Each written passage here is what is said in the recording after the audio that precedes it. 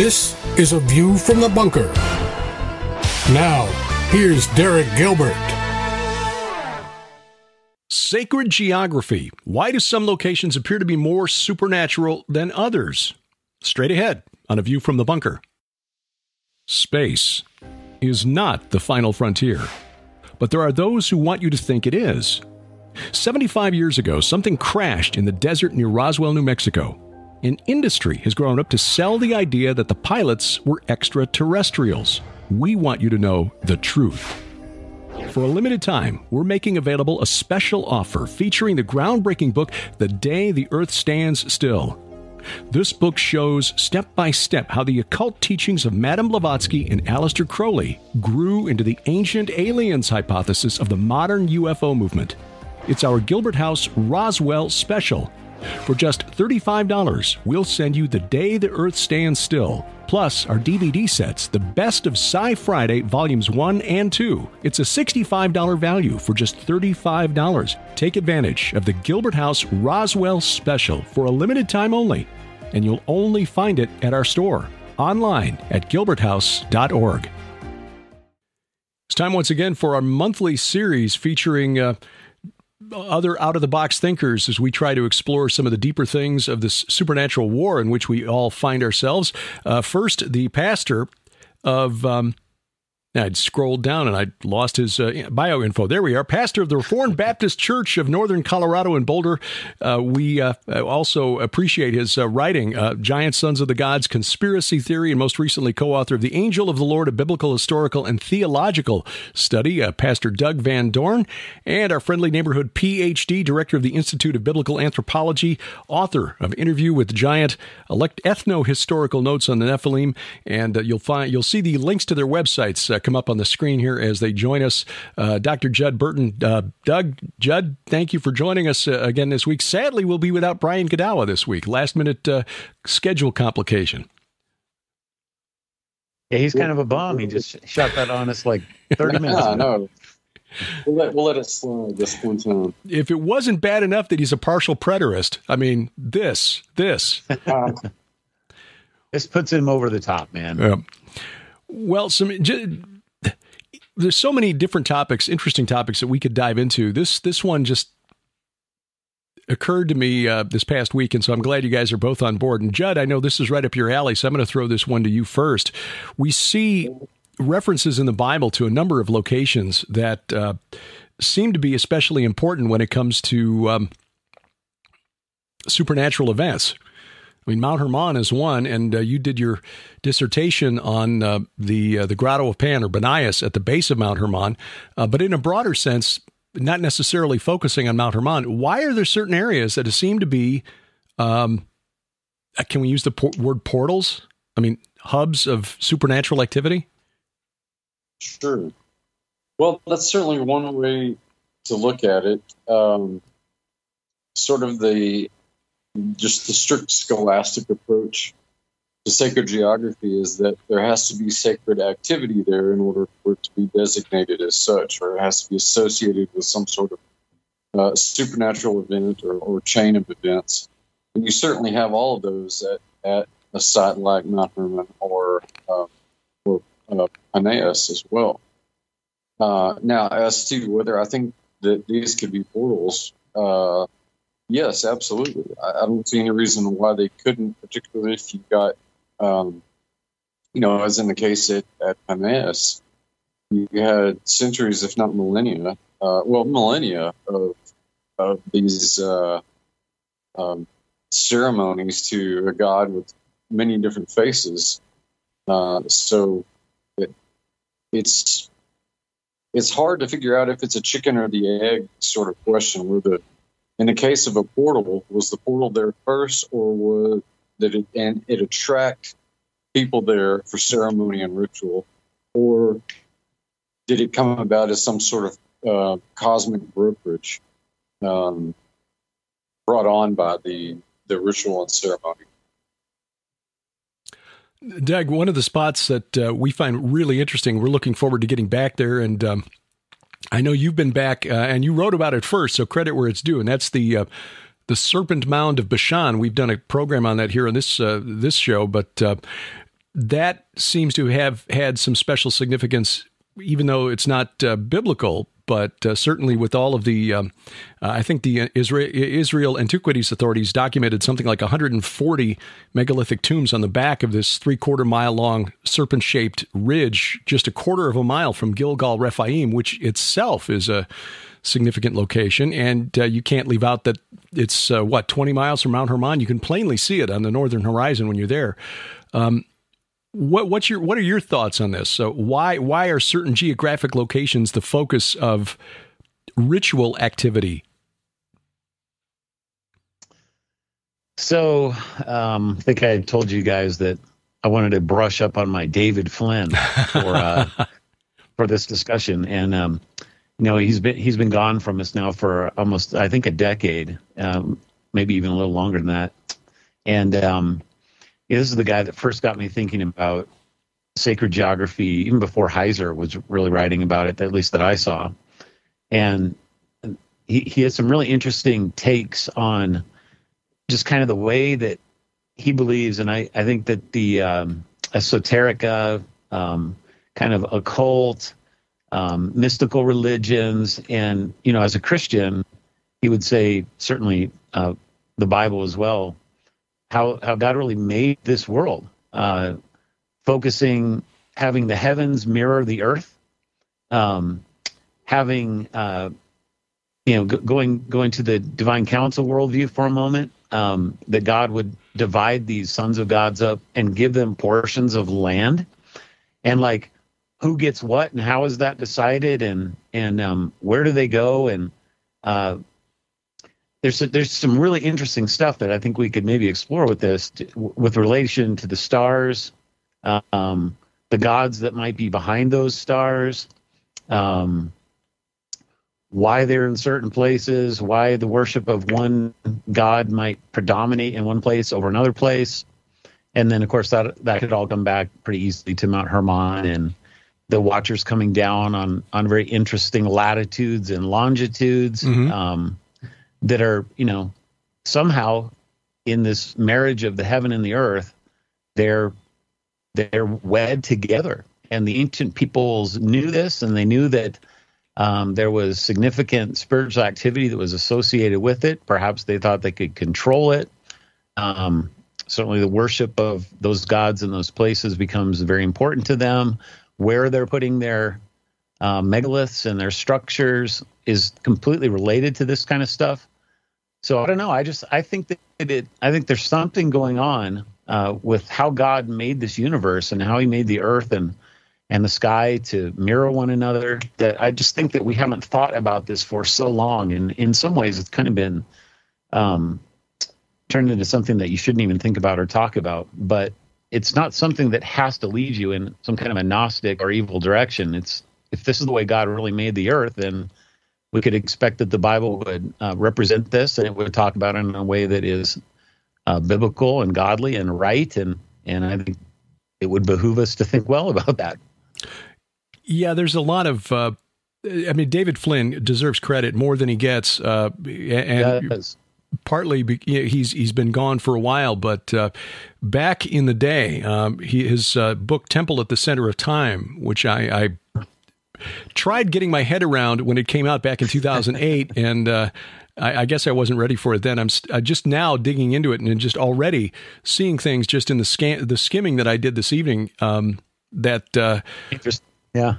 But his article, and Sharon and I interviewed him a few times back in our old PID radio broadcast, our podcast, and back in 2005, he wrote an article, an occult translation of the Roswell event. Yep. And this was absolutely mind-blowing in terms of the latitude and longitude of what happened at Roswell. And as we're recording this here, 4th of July weekend in 2022, it's the 75th anniversary of the Roswell event. I hadn't really planned that, but it was just stunning. And I'm going to put a link to this in the notes. So if you're watching or listening to this podcast, check the show notes wherever you're hearing this or seeing this to get a link to the, because that article is still online, and the interviews that we've done with David about the occult symbolism of the Roswell crash, plus other interviews that we were blessed to do with him about the book of Daniel at Washington, D.C. Like, what? Yeah. And the stuff in Temple at the Center of Time, which I don't even remember reading this back in the day, but I highlighted a few things. If I can tap the right part of the screen here and try to get it, the bookmarks, notes, there we go. Measurement from the center point, and he's, again, in the book of Daniel here, and talking about the night when the handwriting on the wall appeared at the party of Belshazzar, which was the night that Babylon was destroyed in 539 BC. You measure from the point of the temple's foundation in Jerusalem to the palace of at the political center of Babylon, the palace of Belshazzar. It's 539.86 statute miles, 539.86. Well, it was October of 539 BC when Babylon was destroyed. But then further, he said, okay, and then now look at the prophecies of Ezekiel. And Ezekiel, who was received his revelation at the Kivar Canal, which runs through the city of Nippur, which was where the temple of Enlil, the chief god of Mesopotamia, was located. And this was 587 statute miles from the temple in Jerusalem. Well, the fall of Jerusalem took place in 587 BC. It's like, okay, this is the kind of thing that David was doing, and the connection to the Roswell event is even more stunning. So, again, how do we wrap our heads around this as Christians? I mean, how does this fit into a biblical worldview? So he talks about things like he'll take the Platonic solids. He'll take like a four-sided pyramid, and then he'll take which is the simplest three-dimensional structure that we can have, and then he'll take like an orb, a circle, and put those together and talk about how in one the triangle would represent finite, the circle represents infinite. And they're kind of marrying each other. So in one way, one represents heaven, one represents earth. So it's this coming together of the heaven and earth sort of a thing. And it does it through geometry. It does it through, adding up the angles, doing division, pi, those kinds of things. And you end up getting kind of these weird redundant numbers that just keep appearing over and over and over. Roswell was 1947, wasn't it? Right. And that's one of those numbers. 2012 was one of those numbers. And, he was doing some stuff on what could be taking place in 2012 back in those days. And what you find is that you just keep seeing these redundancies that take place mathematically, they take place geometrically, and then they take place in terms of like the size of the earth, the size of the moon, the distance of the earth to the sun, just all kinds of things that just keep happening over and over and over again. And so when you start applying those things, yeah, go ahead, Judd. Sorry. I was just going to interject that another proportion that you often see is the 1 to 1.6 ratio, the golden mean. Right. That's the proportions for humans. Yeah. You see the number 666 appear regularly, not in a kind of how do I say this nicely? Just kind of the way that I grew up. 666 is this devil's number that you can't ever even say out loud or whatever. I have a funny story. I don't know if I've ever told you this, but I go to seminary and they assign our post office boxes. This is Denver Seminary. And I go to the lady and she goes, "Man, I got some good news and some bad news." She goes, "Bad news is we really don't have any post office boxes left except one." Or no, that's the good news. And she goes, "The bad news, 6." Okay. Interesting that I lost your audio just as you were revealing the number of the post office box. But can we assume it was 6? The post office box is. She goes, "The bad news is that the post office box is 666," and she goes, "Do you want it?" And I said, "Do I want it? That would be the greatest post office box ever for a seminary." And she's like, "What?" She goes, "The last 3 people I offered it to, they didn't want to have it at all." And I said, "Man, I'm not superstitious about this kind of stuff." So literally everything that I ever wrote for seminary had the number 666 on it. Oh my gosh.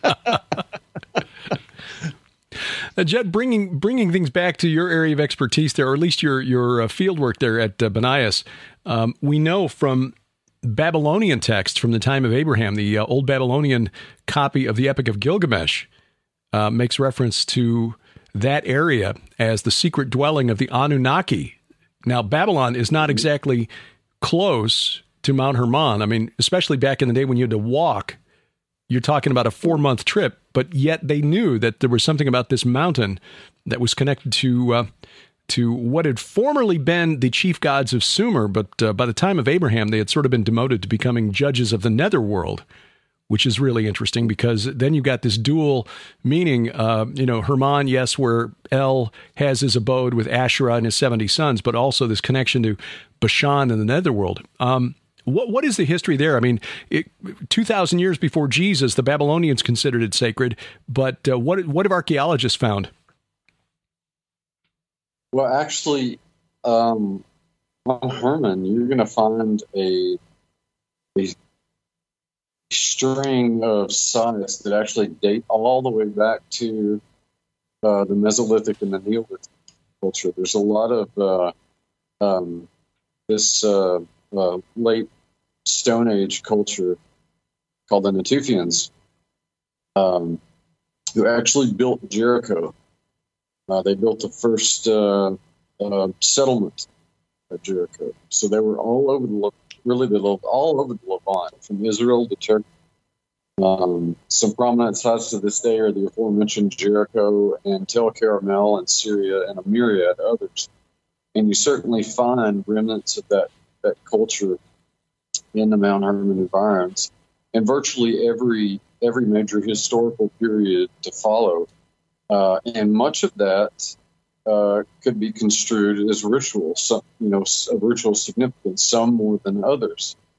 But suffice to say, it was a place where, even in the Old Testament, we know that the Baals were worshipped on high places on Hermon, sometimes directly linking that Baal to Hermon, as in the case of Baal Hermon. The Baal Gad being worshipped not terribly far from there as well. So just in terms of diagnostic artifacts, you find a lot of stuff that really, really changed the supernatural to the land. And that in and of itself is kind of the direction that I took with Peneus proper in my dissertation. But in general, that entire region. Which, of course, is Bashan, which was the kingdom of Og. And yes. Presumably there was some reason... Presumably, there was a reason that God directed Moses and the Israelites to go there first and take out Og before coming back south to Jericho and crossing the Jordan. Exactly. And that, in and of itself, was not just a physical military move, it was also a supernatural move. But you're right. I mean, basically, the corridor that interestingly enough, that you're going through, let's say you were making a trip from Babylon to the Hermon region, you're going to go through Bashan, and the name Bashan lingered quite long in the historical records. It's sort of hidden in plain sight during the Roman era, when it was Latinized as Britannia, but it's the same region, the same province. There was a tetrarchy there ruled over by one of Herod the Great's sons, Philip. And basically all of those 5 little provinces made up the older kingdom of Bashan. And of course, it's a storied place. It's not just been the purview of biblical scholars. There have been anthropologists and folklorists of all kinds who have studied the oral tradition that preserves a lot of entities and events that are eerily similar, in my opinion, virtually the same, as those that are outlined in the ancient record and the biblical record. And it's interesting that we have this link, between, there's been some good work done linking, that region to the Mesopotamian culture in general, not just the Sumerians. Clearly, within the scope of what they considered sacred, that was sacred geography. Something I stumbled onto a couple of weeks ago, maybe I've shared this with you fellows already, but I don't know if I brought this to the audience. The region north of the Sea of Galilee and north and east, the ancient region of Bashan, was considered, when we talked about this before, was considered really the entrance to the netherworld, and archaeologically speaking, it's just covered with funerary monuments. These megalithic dolmens are just all over that region. There are more of them clustered there than pretty much anywhere on Earth. You find dolmens all over the planet, but in the Jordan Valley and on the Golan Heights, the ancient region of Bashan, they're so close together that an archaeologist for the Israel Antiquities Authority wrote, you can't use the term dolmen field anymore because you don't know where one ends and the other begins on the Golan. You can plot them out on a map, and if I remember, I'll put up the screenshot here. I used this on a presentation a few years ago showing a location of the dolmen fields, and you see this just big blob of red just to the north of the Sea of Galilee. And there was an ancient Ugaritic myth called the Epic of Akat, where there's a reference in there, the father looking for his son who's been murdered at the command of the war goddess, says when he finds his son, he will mourn and he will bury him in a tomb for the underworld gods at Kinneret. Well, it's a reference to the Rephaim in the Sea of Galilee. So there was clearly something around the time of the Judges, based on this epic, that connected that region to the netherworld and to these spirits of the deified dead kings of old. But John chapter 1, verse 28, the Gospel of John, he records that John the Baptizer was baptizing, I'll quote the verse, "These things took place in Bethany across the Jordan where John was baptizing." Bethany across the Jordan, or Bethany beyond the Jordan. The King James translates it as Beth Abara. But as far back as 1877, Claude Condor, who was exploring the region for the Palestine Exploration Fund, along with Charles Warren and others, suggested that the Greek Bethania, or Bethania, that was translated as Bethany into English, was, Judd, the Roman name that you mentioned, Betania. Yep. Betania. And when you look then at where Jesus calls his first disciples, beginning at verse 35 of John chapter 1, standing with two of his disciples, and Jesus walks by, "Behold, the Lamb of God," and Jesus turns and saw them following, and so they follow him. The next day he goes to the Galilee. He found Philip and said to him, "Follow me." Now Philip was from Bethsaida, the city of Andrew and Peter. So you've got three guys there from Bethsaida, which is located just north of the Sea of Galilee. In other words, in Betania, Bashan.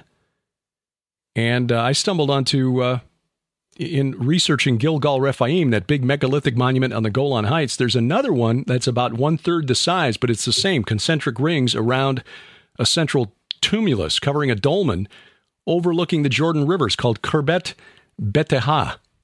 And it's half a mile from Bethsaida. It's just right off of the north end of the sea, as I recall, isn't it? That's correct. And then when you go to Matthew chapter 4, this is what blew my mind. Right. Matthew records the calling of his first disciples. Beginning of verse 12 of Matthew 4, when he heard that John had been arrested, he, Jesus, withdrew into Galilee. And leaving Nazareth, he went and lived in Capernaum by the sea, which is right on the shore of the Sea of Galilee, right near where the Jordan River empties into the sea. Lived in Capernaum by the sea in the territory of Zebulun and Naphtali, so that what was spoken by the prophet Isaiah might be fulfilled. The land of Zebulun and Naphtali, the way of the sea beyond the Jordan, Galilee of the Gentiles, the people dwelling in darkness have seen a great light. And for those dwelling in the region and shadow of death, on them a light has dawned. So Matthew saw Jesus relocating to the north shore of the Sea of Galilee in this region that's to this day filled with dolmens, not to mention that big megalithic structure right there, was a fulfillment for those dwelling in the region and shadow of death. On them a light has dawned. So I'd always taken that verse as being sort of metaphorical. Oh yeah, Jesus, he overcame sin and death. Matthew connects this to the geographic location where he called his first disciples. Right. So is this biblical validation that there was such a thing as these areas that were connected to bad supernatural activity? I think so. Taken in tandem with what we know of other places that, are certainly more overt cases. I don't see why not. I mean, this is the beginning of his ministry, and then later in his ministry, of course, he went back to this region and went right to the foot of Mount Hermon, Caesarea Philippi.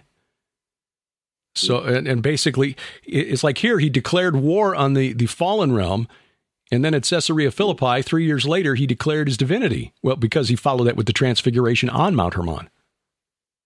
Mm-hmm.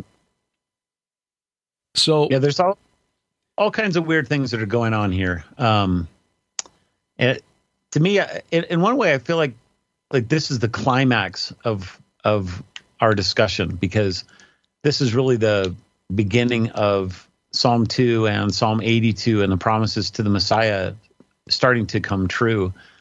I think for people, maybe to get a little bit more background, it might be helpful to just kind of return for a minute to something that I know a lot of my people were not familiar with in our church. And when I talked about it with them, they were just kind of blown away. And this is the idea that, going back again to the Deuteronomy 32 stuff, that God would give the sons of God certain territory, they would allot to them certain places.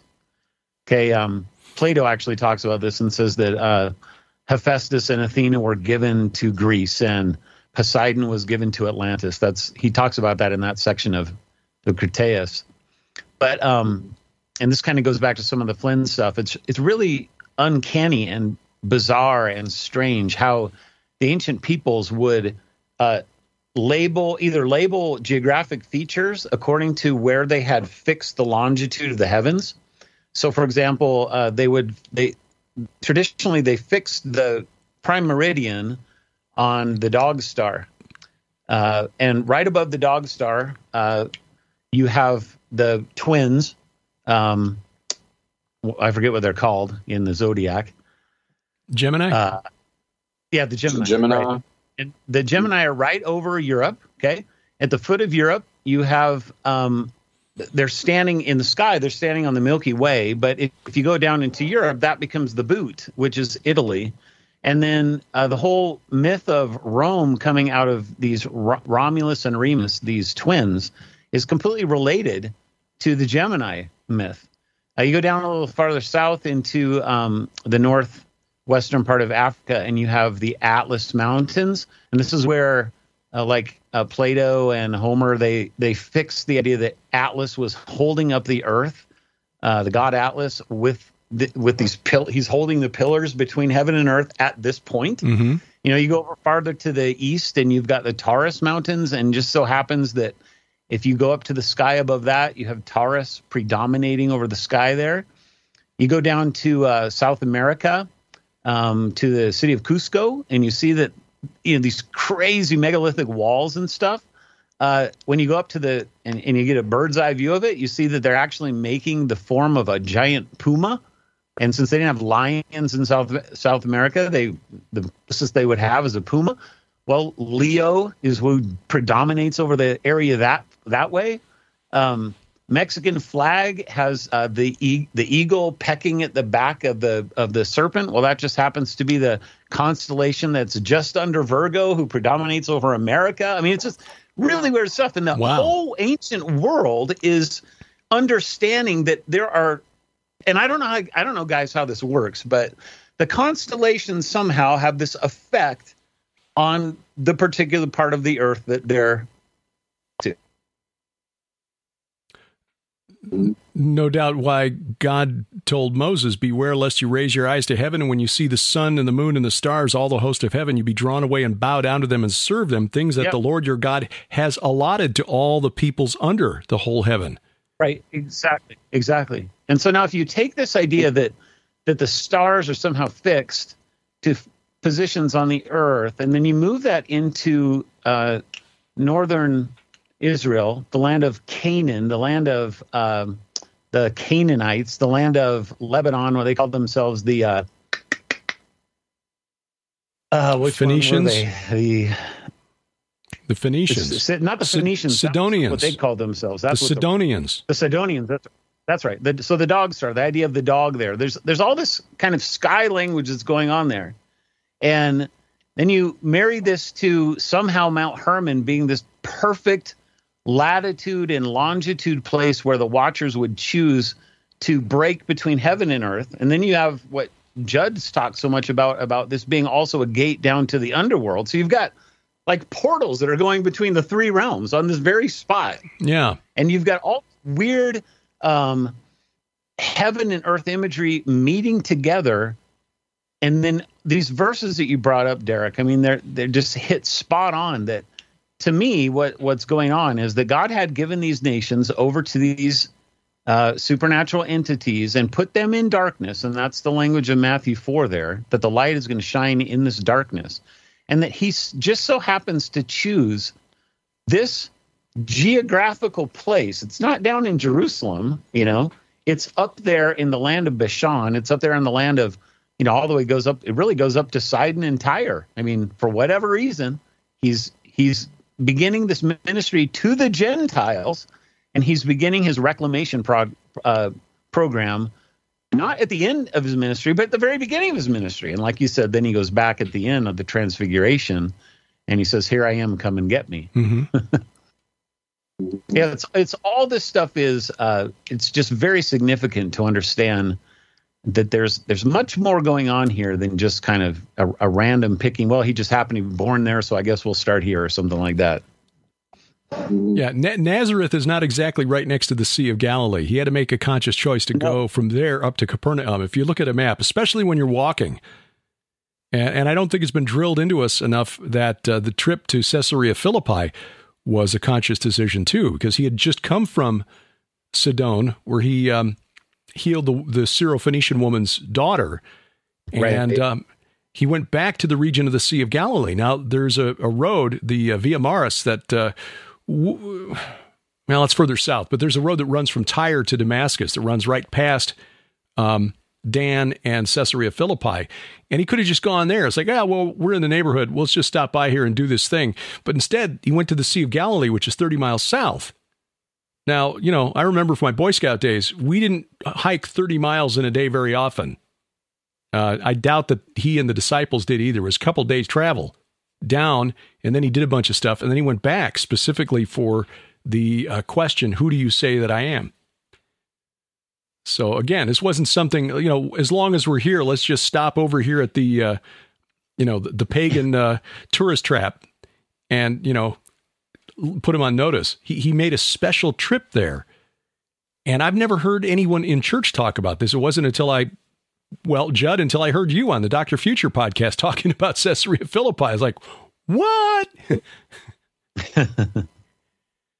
Yeah. You mentioned, I suspect that Jesus' familiarity with the entire Galilee region had a lot to do with family profession. He would have worked with his dad on a number of projects. More than likely, the palace built at Sepphoris for Herod Antipas was probably amongst them. So, he was in his home territory. And it's like I used to tell my students, never underestimate the ambulatory nature of ancient peoples just because they don't have mopeds and electric cars. Well, yeah, things moved a lot farther than we expect, but still, you had to be pretty determined because It's not like you could plan to stop at a 7-Eleven or a Wawa or whatever on the way to grab a bottle of water and a snack bar. You had a plan when you were going to travel for a few days. Yeah. Do we have enough bread? Do we have enough water with us? Okay. Everybody's sandals in good working order. All right, let's go. So it was a deliberate, there was a specific purpose in mind. And that's what's been lost in the modern world, because we just sort of take for granted just-in-time delivery. They didn't have that back then. Right. I guess that brings to mind another question. And why Sinai? Papers. Sorry about that. Not a broadcast until somebody's alarm was going on. Yeah. No idea what that was. I think that was my Logos. Yes, that's the happy sound of Logos opening. Why Mount Sinai? That the Har Elohim, this mountain of the gods in the south. Why didn't God just send Moses and the Israelites right to Mount Hermon right from the start? I mean, they were right there. They just defeated the army of Og. Why not just keep going there? I mean, I know they had to reveal stuff in the south before they went further north, but they didn't set up the kingdom there. They could have, Hatzor was up there. They could have attacked Hatzor in that region and taken out the main Canaanite kingdom in the north, but instead he brought them back south again. But again, this is after God revealed himself and his name to Moses at Sinai. So, what there, what's there? Why was Babel something that God had to put a stop to over in, Sumer? Again, I don't have answers to these questions. They are fascinating. It's really interesting to speculate, what was going on in these locations that required God's personal intervention, or that he directed his faithful followers to, attend to them. Again, let me give you a little bit of the total speculation, on my part, but it's something I've looked into a little bit, and it kind of touches on both of these places, and it goes back to Abraham. So I don't know if you guys have heard this or not. This comes from a study that I did on Islam a few years back, and I was reading a book from a fellow who wrote a book called Monotheism, and his basic thesis is that Allah was basically the moon god that was taken out of a pantheon and then exalted to the place of the Most High. Okay, so the moon god's name was Sin, S-I-N is how we usually pronounce it. And so the root of that, we find it in like the wilderness of Sin, right, or in Mount Sinai. And so just kind of a thought here, we know, and I think Judd and I were talking about this other night with Abraham, and he can speak more to this because he's done some good work on it. But, when we first meet Abraham in Genesis 11, you've got these family names, and several of these names are actually related to moon god worship. And so you come to Joshua 24, and it tells us that Terah was a worshiper of other Elohim, and somehow God took Terah and his family out, and they bring, the point was to bring them to Canaan, but they didn't do that. They stopped in Haran. And Haran is like this major Mecca center for moon god worship. Right, yes. Next to Ur and Haran were the two main moon god worship centers in the ancient Near East. That's right. So what if that, your question first was about Sinai. What if there's something else God has to deal with first, which is dealing with a different deity over in Sinai? He's already dealt with the gods of Egypt, okay? So he's the 10 plagues of Egypt are dealing with different gods, is kind of the basic idea that I've run into. And he shows himself victorious over all of them. And then all of a sudden he brings them into the middle of the moon god desert. Yeah. Onto the top of this moon god mountain. And he says, no, this is my mountain. And then you got this weird language in like Psalm 68 that brings both Hermon and Sinai together. Like, why are you so envious, Hermon, at the place that I chose for my abode over here at Mount Sinai? That's really weird stuff. So what if God is doing something all the way back, even in the days of giving the law to Moses, that is dealing somehow with the moon god? And then the same idea could be true of Babel, especially if it's connected somehow to Ur, or, but that could certainly become something completely different in terms of different entity. But I'm just saying the idea of going from one place to another place to show himself being the God of all gods, makes an awful lot of sense of kind of the places that he chose to take these people that just seem like, why are you doing this? So I don't know, Judd, you probably have a lot more to talk about with than that, but.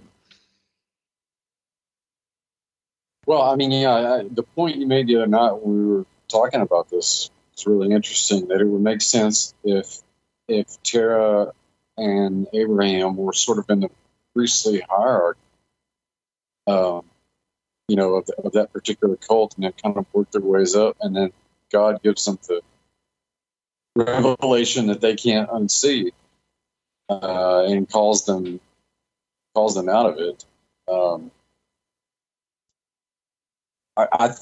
In my mind, it simply adds to the significance of the role that Anatolia played in the biblical world, which is hardly ever put to the fore. Yeah, and for those who don't know what Anatolia is, where's Anatolia? That's Turkey. That's modern day Turkey. Looks like a big turkey wing. That's why Sharon named one of her main. That's why Sharon named one of her main supernatural characters in the Red Wing saga Anatole. Anatole. Yeah. Makes sense. But yeah, from Genesis to Revelation, I mean, Turkey is extremely prominent as the province of Asia in Revelation and in the New Testament letters in general. And any references to the Hittites and any myriad of city-states that existed there can be found throughout the Old Testament, as you guys know. But here's another side note for you. Here's another side note for you while you're talking about Turkey, and this deals in Revelation. There's good reason, I think, to believe that the 7 cities of Revelation, where the 7 churches were actually configured in such a way as to emulate the 7 sisters in heaven. So they actually put them as a mirror to one another. Really? So now go and read Revelation chapter 1 and go into chapter 2 and 3 with that in your mind, and it kind of puts a different spin on it. Wow. Yep. So that's just more of this idea of the marriage of the heaven to the earth. Well, and I want to come back to you, Judd, because of the research you've been doing on Göbekli Tepe, but I wrote about this in Bad Moon Rising, which was about the supernatural forces behind Islam. I don't think Abraham came from Sumer, but even if he did, he wound up in the other city. If he came from Ur, which was sacred to Sin, so was Haran, where he ended up before coming to Canaan. But the Amorite name for the moon god was Yerik, and Jericho is named for the moon god. So the first city they took out after defeating Og and Sihon of Heshbon was crossing the river to take out the city of the moon god. Here's another weird one for that. So I forget the exact number. So if I had a calculator, I could tell you. But they circumnavigate the city 6 times and then 7 times, right? Right. Well, if you take the 7 times 360, you end up getting, I think it's 2,160 is the number. Okay, so that's the 360 degrees times 7. You get that number. And that just so happens to be, believe it or not, drum roll, I think it's the diameter of the moon. In miles. and they would have known this because of sacred geometry. What's even more interesting is that or rather another interesting aspect of choosing that particular method to destroy the city of the moon god was that the march around Jericho began right after the Passover, which is on the 14th of Nisan. So it began, their march began on the 15th, which was on a 30-day lunar calendar. That's when the moon is full. So they began marching while the moon was full around the city of the moon god. But this was also the time of year when the annual Akitu festival was celebrated in the ancient Near East, which was a sort of a New Year's festival. Some cities celebrated in the spring, others in the fall. But the earliest known celebration of the Akitu festival, which involved bringing the idol that represented the god from the city and setting him outside the city in a special house, the Akitu house, for this massive festival. And people would bring their tithes and offerings, and they would have rituals, and then they would bring the god back into the city in this big procession, bring him back into his temple. The earliest known celebration of this was which was the city sacred to the moon god. This is somewhere around 2500 BC. But and we don't know from any texts found at Jericho, or if there were any texts found at Jericho. To be honest, I'm not even aware of that. But it's not known whether this was celebrated at Jericho or not. But the timing of it certainly matched the timing of the festival at other cities in the ancient Near East, which might explain why in the book of Joshua it says that people were afraid to, no one went out and no one came in. Because that was the whole point of the Akitu festival, this going out and coming in, bringing the god out in a procession on the first day of the festival. And part of that festival, one of the rituals they know of from ancient was circumambulating the fields, marching in a circle around the fields to raise a hedge of protection for the crops against the demon winds that would destroy their crops. So 2,000 plus years later, the Israelites are marching around the city of Jericho when, according to the texts that have been found for various gods in various cities in ancient Mesopotamia, typically it was the seventh day of the festival when they would have the big procession to bring the god back into the city. And that was the day when the walls of Jericho fell. Yeah, there's a god coming into the city here, just not the one you want.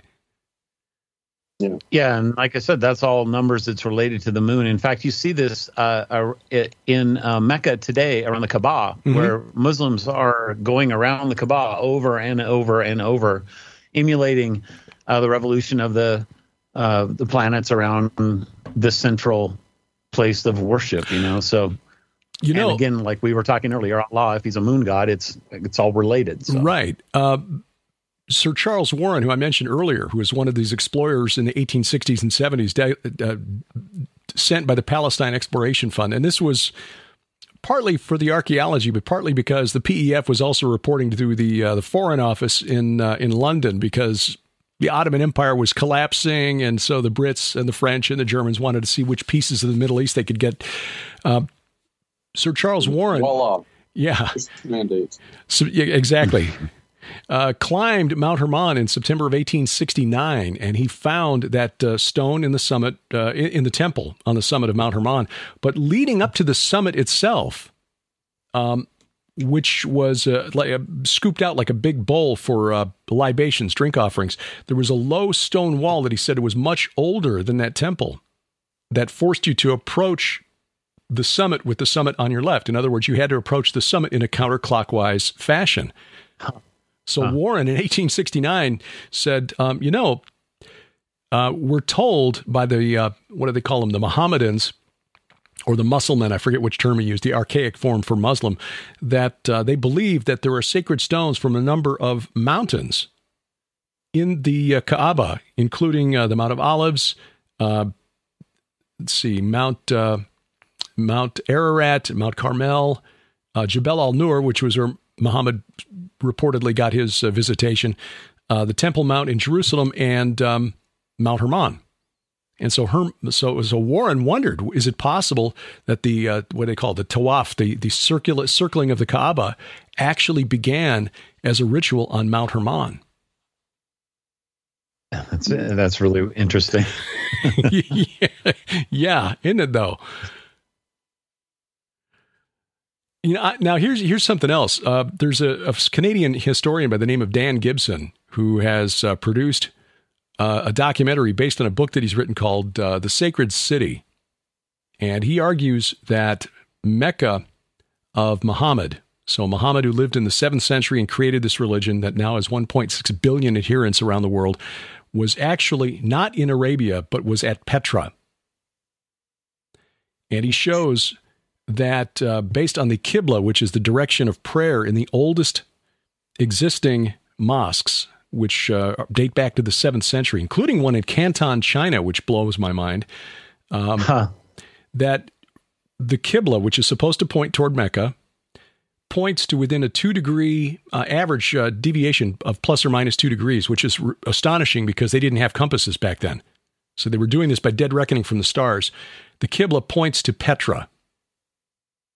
I mean, it's known from the Quran that Muhammad changed the direction of prayer at some point, I think 10 or 12 years into his faith, because he got angry at the Jews who were laughing at Muhammad. He didn't even know the direction to pray until we told him. He said, okay, fine. So he turned his back on Jerusalem, and it was assumed that he changed the direction to Mecca, but the earliest existing mosques, the oldest existing mosques, argue against that because they don't point anywhere near Mecca. They point to Petra, which we know was a pagan tourist destination, a pagan, that's not tourist, that's the word I'm looking for, pilgrim. But people would make pilgrimage to Petra. There are over 500 idols that have been found carved into the walls of Petra. So it was as much a pagan destination as Caesarea Philippi was. Is it possible that there's something spiritual and supernatural about Petra as well? Sharon and I are operating under a working theory that we have to research before we're prepared to defend this theory. We think Sinai is there. Oh, wow. I mean, I know that there's that mountain in Arabia, the Jebel al-Lawz, that has that split rock on the top. Right. But consider when you're trying to water 2 million people plus their flocks and herds. If you've ever seen Petra or been to Petra and you've gone through the Seek, which is that chasm that you have to go through to get down to the Treasury building, the mountain literally split in half to make that opening. And until the Nabatians in the 2nd century BC diverted the wadi that ran right through their town, it would basically flood the city. But even to this day, when it rains real hard in Jordan, you can get floodwaters coming out of the Seek that are dangerous enough that tourists are running for their lives to get away from it. So just imagine if that was the rock that Moses struck with his staff, and boom, the locals still call that Wadi Musa, or the Wadi of Moses. Wadi al-Musa, that's right. Yeah, I was about to say, there's still a lot of local lore that supports that. The association with Moses, the staff that he used to do that with, and water in general are common motifs and stories associated with that place. That's really interesting. I never considered that. There was a German archaeologist who tried to make that case back in 1920, about 100 years ago, and I've not found a copy of his book. I'd like to read his research, but it's believed that Aaron, that Mount Hor, where Aaron is buried, is located right there. You can see it as you're driving into Petra. It's a tough climb to get to it, but there's still a shrine up there for Aaron. So now, I don't remember this from the movie, but when Indiana Jones goes to Petra, and it's not really Petra in the movie, but isn't that like the whole canyon area there? Doesn't it look like a crescent moon in the movie? In the movie it does, yeah. In the movie, yeah. I don't know. It was called that movie, The Canyon of the Crescent Moon. Huh. That's right. The Canyon of the Crescent Moon. Yeah. I have not looked at that, but it is really interesting. And there's a temple for the chief god of the Nabatians down the end of the colonnaded street. When the Romans got in there and maybe the Nabatians put up the colonnades. They were big fans of Greek architecture. The temple of their chief god had a big cube in the front, in the forecourt of the temple. And in fact, some of the funerary monuments, when you're walking before you get to the Seek, between the main entrance and the Seek, they've got these big funerary monuments that are big cubes that they call jinn blocks.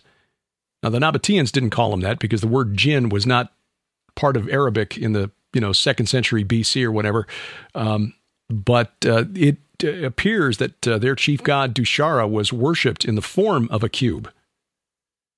And there's a belief that perhaps the 4th century Bishop Epiphanius on the island of Cyprus, who was writing about some of the pagan beliefs that still existed around the Mediterranean, wrote about the worship of Kore, which is Persephone, the goddess who spent half of her year in the underworld and half the year above.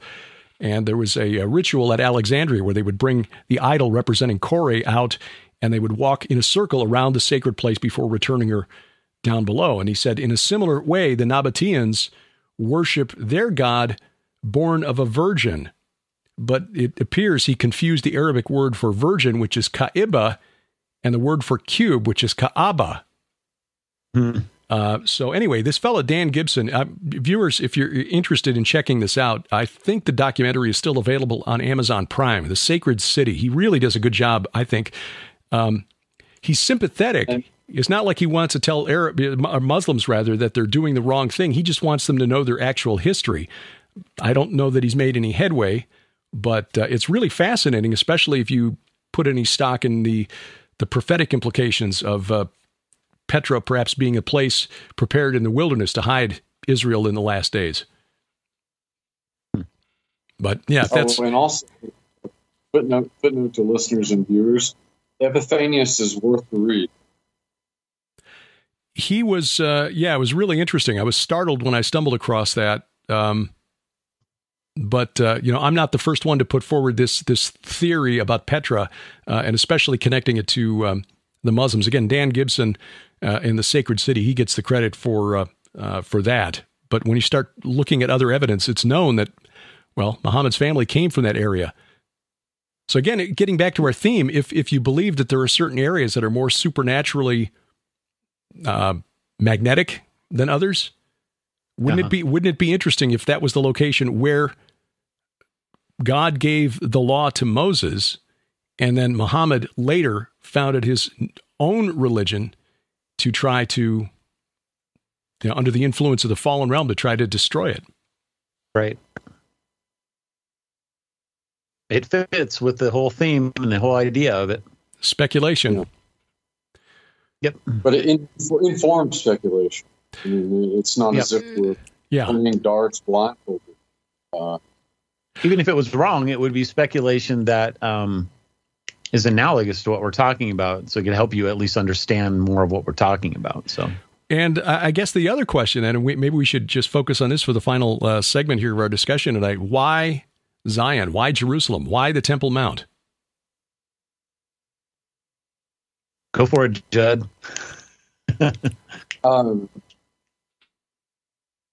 Well, when you consider that Jerusalem has a number of layers of occupation, I suspect that has a lot to do with it, considering that, you had Jebusites and Canaanites. Virtually every ethnicity in the Levant had a presence there at some point in time. And they worship their gods there too.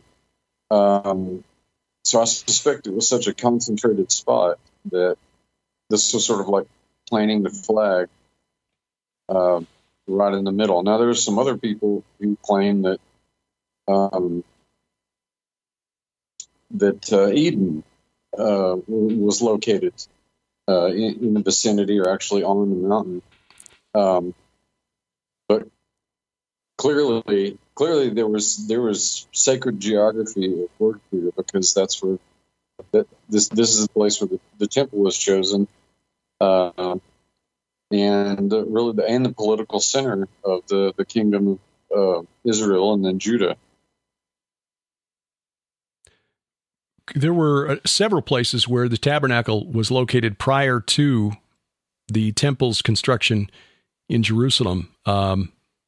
Obviously, it was with Moses and the Israelites at Sinai when they crossed the river. It was at Shechem for quite some time, and there's a really interesting history around Shechem as well. And the reason that Joshua put his altar there in the story of Gideon's son, Abimelech, who rebelled against Gideon, and then the rebellion of the people who helped him rebel.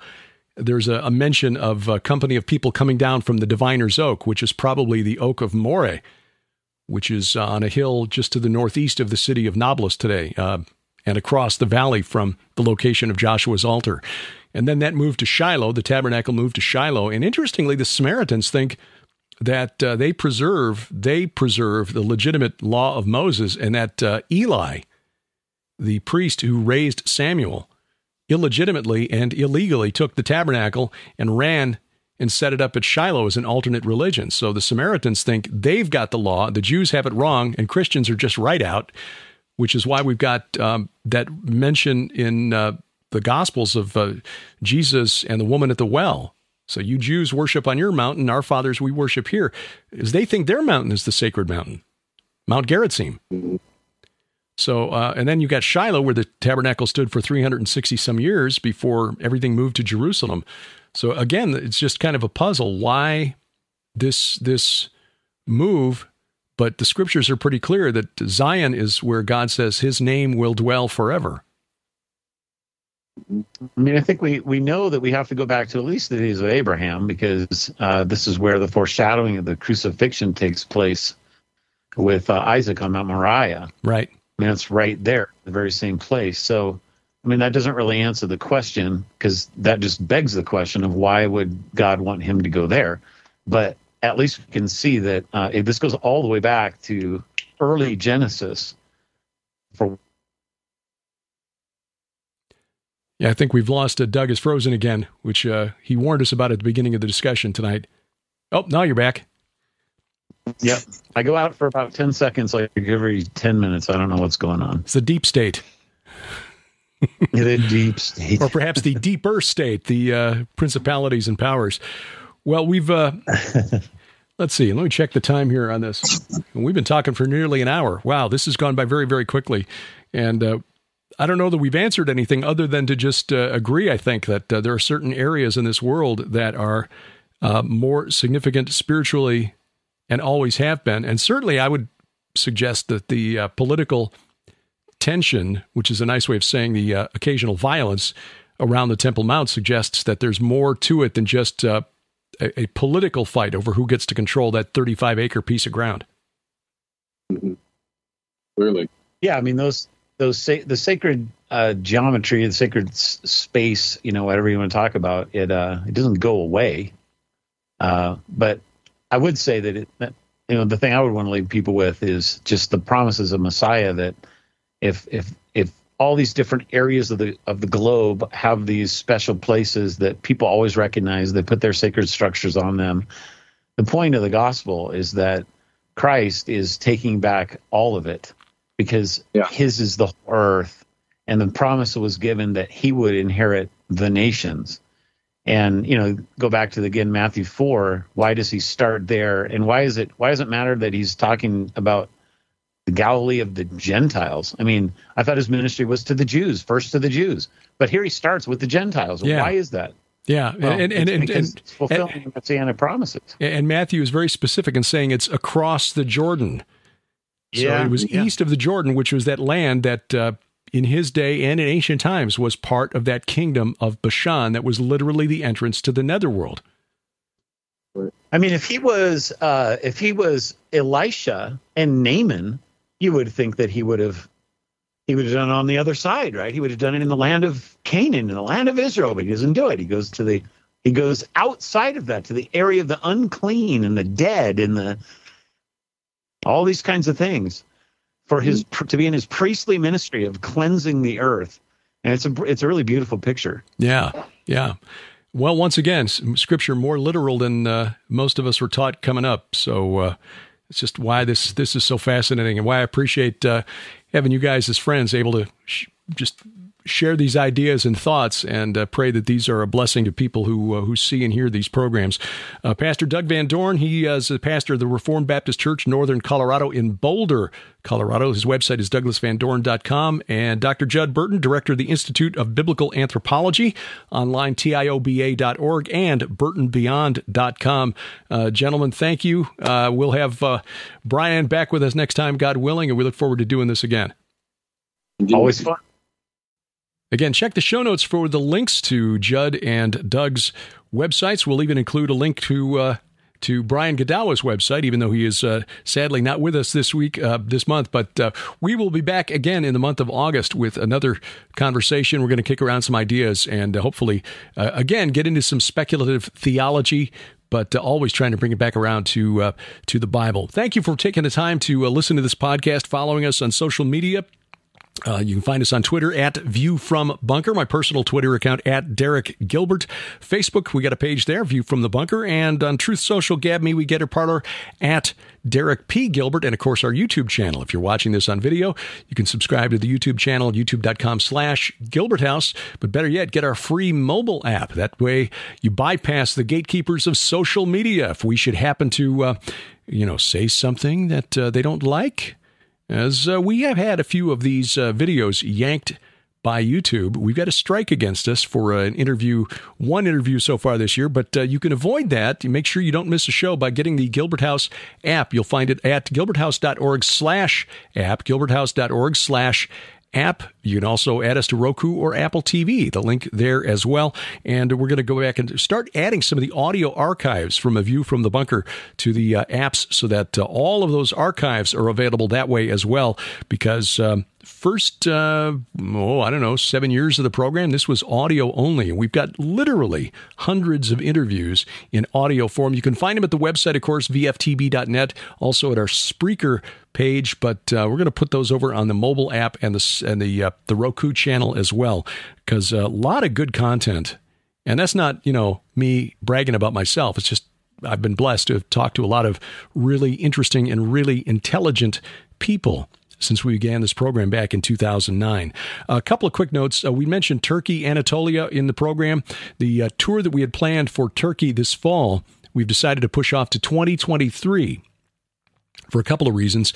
The economy, not great right now, but mostly because of the political situation in Eastern Europe. Russia and Lithuania, Russia and NATO getting fussy with each other. And if things should happen to break out between now and September, Turkey's a NATO member. And they might be drawn into something that we don't want to be anywhere near. So we're going to push this back to 2023 and pray that cooler heads prevail between now and then. Also working on getting a couple of special guests to join us, in addition to Doug Hershey, author of Israel Rising and Jerusalem Rising, the founder of Ezra Adventures, working with him to reschedule the dates for October of 2023. We'll get those dates specifically nailed down by January. We will, however, be in Israel, March 19th through 30th of 2023.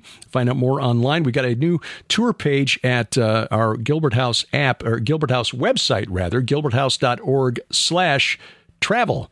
gilberthouse.org/travel. Information about our Israel tour coming up in March. Rabbi Zev Porat joining us from Tel Aviv and seeing many of these sites, including Gilgal Rephaim, the Serpent Mound of Bashan, and, of course, the places you want to see, like Nazareth, the Sea of Galilee, the Jordan River, Jerusalem, Mount of Olives, the Temple Mount. We will visit as many of these battle sites as we can. Mount Nebo, called in the Bible the Mountain of the Avarim, Mountain of the Travelers. What does that mean? And why is it prophetically significant? This will be like a rolling conference through the Holy Land, and we've got information online, gilberthouse.org/travel, with links there to the place where you can reserve your spot. Don't miss the Go Therefore conference. That's coming up in just a couple of weeks now. That is the last weekend in July, the 29th through the 31st, Friday and Saturday. I believe that's the 29th and 30th. Let me check those dates. Where's my calendar? There we go. Yes, 29th and 30th will be the presentations.